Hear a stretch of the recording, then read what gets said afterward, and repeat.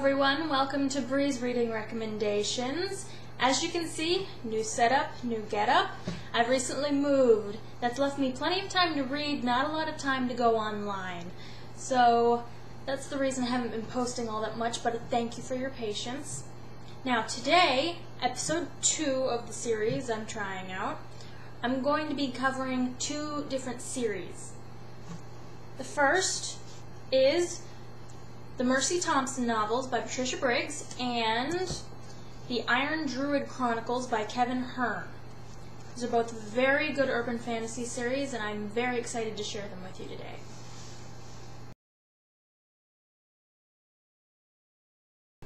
The Mercy Thomson novels are about a mechanic named, you guessed it, Mercy Thomson. She specializes in German cars, and she loves her job thoroughly, even though she went to college for something completely different. Her life is a little more complicated than it should be, though, because 1, the guy who trained her is a metalworking fairy. 2, one of her frequent clients is a vampire obsessed with Scooby-Doo. And 3, her neighbors are the local werewolf pack. None of this bothers Mercy, however, because she's quite an oddity herself. She's what's known as a walker, a rare kind of shapeshifter who can turn into a coyote at will. Now, this series has been around for a while, at least a couple of years. I haven't heard of it until recently, even though I saw Patricia Briggs on the shelves a few times. Once I actually got around to reading it, though, I found it was very awesome, and there's a reason this woman is a bestseller. She's got a great mastery of characters and description and relationships. The relationships are my favorite part in this entire series, honestly, though it's got great mystery in it and some intrigue and suspense, and you really care about what happens. Even the most minor of characters only show up for one book. She does a good job of setting them up.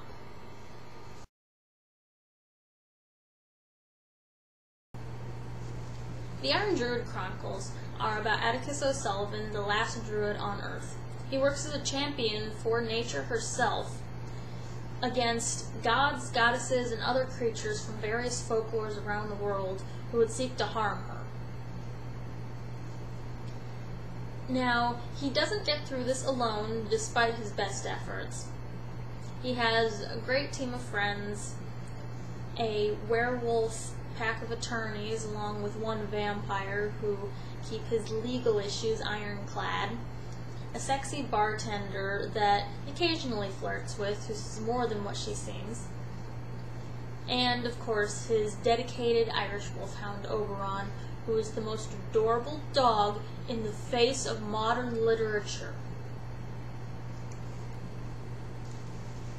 Now, this is a relatively new series. It's only maybe a year old at best, and when I first saw this book, Hounded, I was hooked on the premise because, as you already know, I'm a big Celtic mythology nut. And this is a very well-researched series. It brings up a lot of gods and goddesses I would have never known about had it not been for this series, and ones that I already knew about and had so much fun squeeing over because I kept turning the page and saying, oh, I know that, oh, I know that, especially in the first book, which is more Celtic mythology oriented. Now, the various books go through Norse mythology, Navajo mythology, Indian mythology. He runs the gambit on the research he does. You can find anything from witches to choosers of the slain to Thor to Bacchus. There's even a few Greeks in there.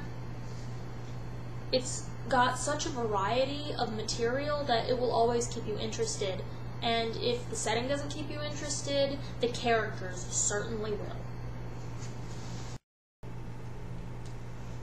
Atticus, the main character, is one of the few male main characters I can get behind. It's written from a first-person viewpoint, and lots of times I like my females from that viewpoint, but this guy is hilarious, attractive, frankly badass. I mean, he wields a sword that can cut anything that was owned by the sea god himself, Manana McClear. That's pretty awesome to me. But regardless, he's just so funny. Like, the dialogue that Kevin Hearn comes up with for him and just the ongoing commentary in his head is so entertaining. I would happily read a stand-up comedy act by this guy as long as he brought Oberon. Now, Oberon is one of the supporting characters. He's the Irish wolfhound, the dog named after the Shakespeare character. And he is so adorable. He loves sausages, stories, and pop culture. The way him and Atticus bounce off each other, they're the best duo I've ever read, and this is quickly rising to one of my favorite series because of those two characters alone, not to mention the various stories and plots. I can't recommend this more than enough.